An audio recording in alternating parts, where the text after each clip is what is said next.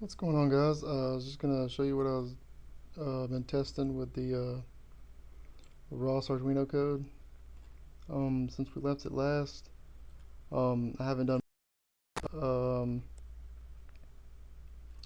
I told you that I had added strobing into the code so that each loop it will alternate between the linear and angular, or sending the linear command, then sending the angular command. The next loop it'll send linear. Same thing with RC receiver. Add a little bit of extra code that will only sample the pitch and rudder channels if we're in manual control. Otherwise, we don't need to be sampling those. Um, I'd rather have a crisp response coming out of autonomous mode by just sampling the throttle over and over. Other than that, this hasn't really changed much. I was just trying to test it. Because like I said, I had by using the hardware level UART, you lose the ability to just use serial.print. So all the debug code I was using before doesn't work.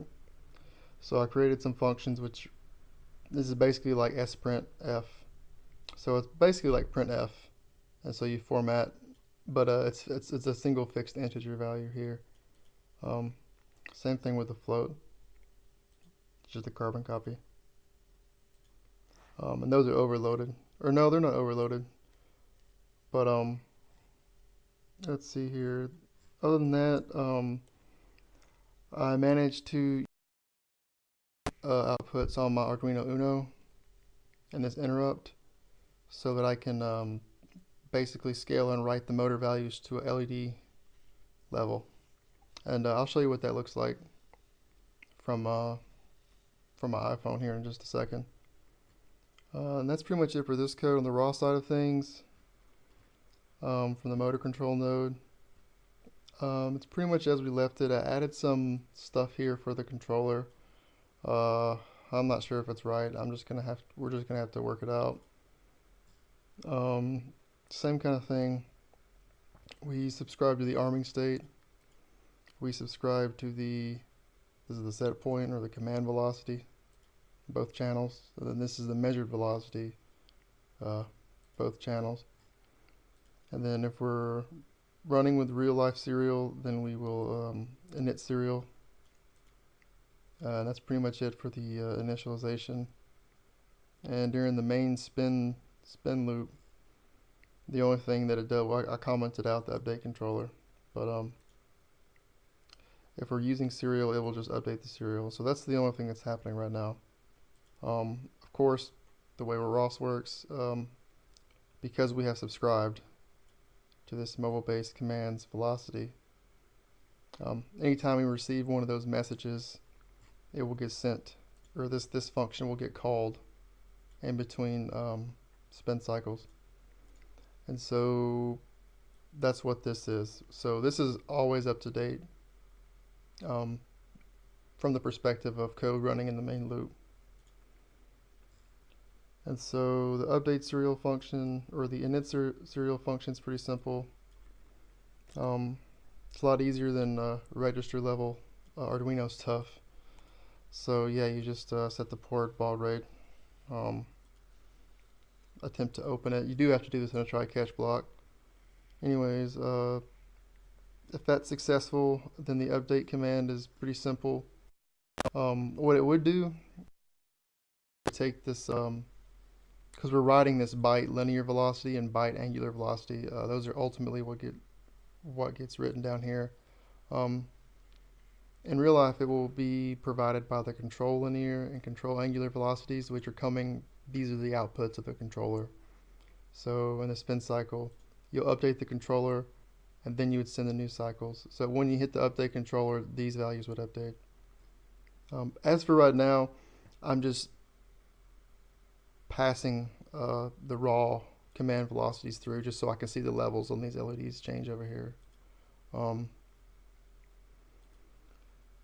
and yeah, so the default robot steering applet has between -1 and 1 for linear. So that's this guy right here. That's the reason it's divided by 1. And for the angular rates, it goes between -3 and 3. So that's where the 3 comes from. This value is going to be, it's going to be like a regular floating point value, or really a double. But it'll be a positive negative number. So this works out. This is technically a sine car, but ROS lets you use this type right here. Yeah, it's the same thing.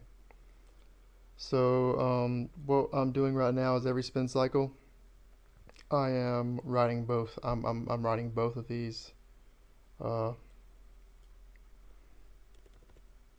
both of those values, so the linear and angular.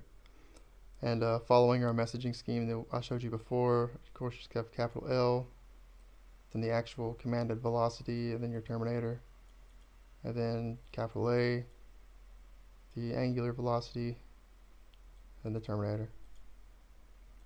And this else down here, I added one extra besides just as far as header bytes, and besides just L and A, I also added S byte, which stops the robot regardless of what its command byte is. So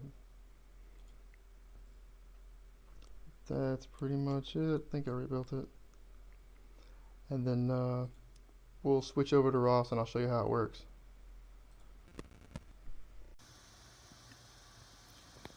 So I got two LEDs hooked up to the Uno. I think the purple one is the angular velocity, and then the brighter one, blue one, is the linear velocity. I'm just going to go ahead and start up our robot.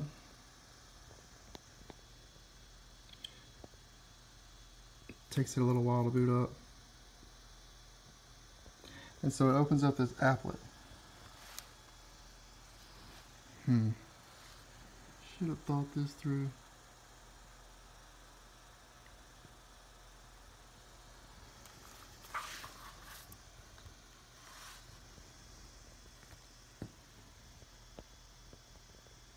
That'll do.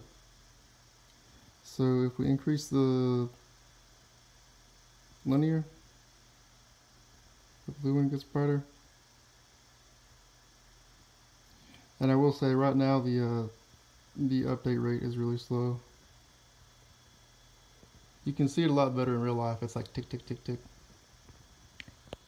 See if I can get a good focus over there.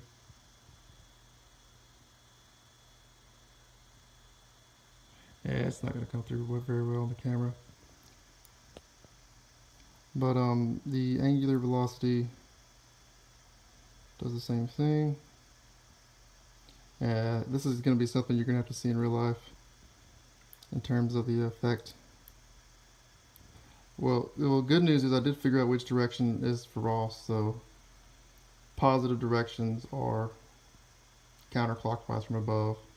Negative directions are the other way.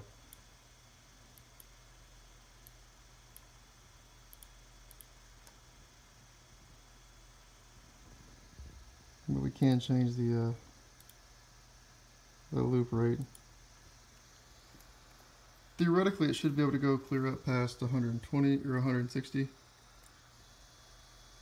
is pretty good. Our measurements are only going to be coming in at about 80 anyway, so there's not a whole lot we can do there. Oh, let's see that.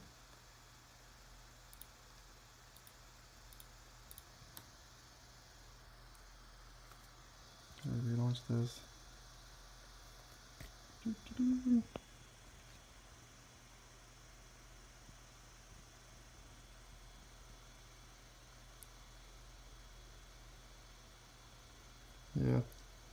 Yeah, but this is super smooth in real life.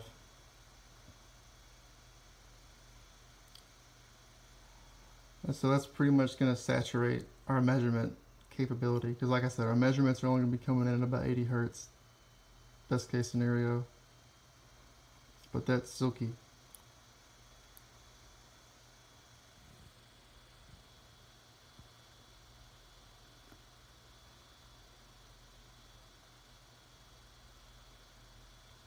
I do think it would be worth it to put some LEDs on the Because he's literally like, you just stick the suckers in there, you know, if you could stretch the pins far enough apart, you just jam it in there. So I mean, it's worth to have have some of these on our rig just so we can see visually um, what it's doing. But I believe that's going to get us.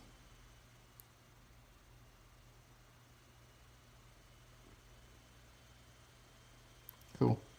Take it easy.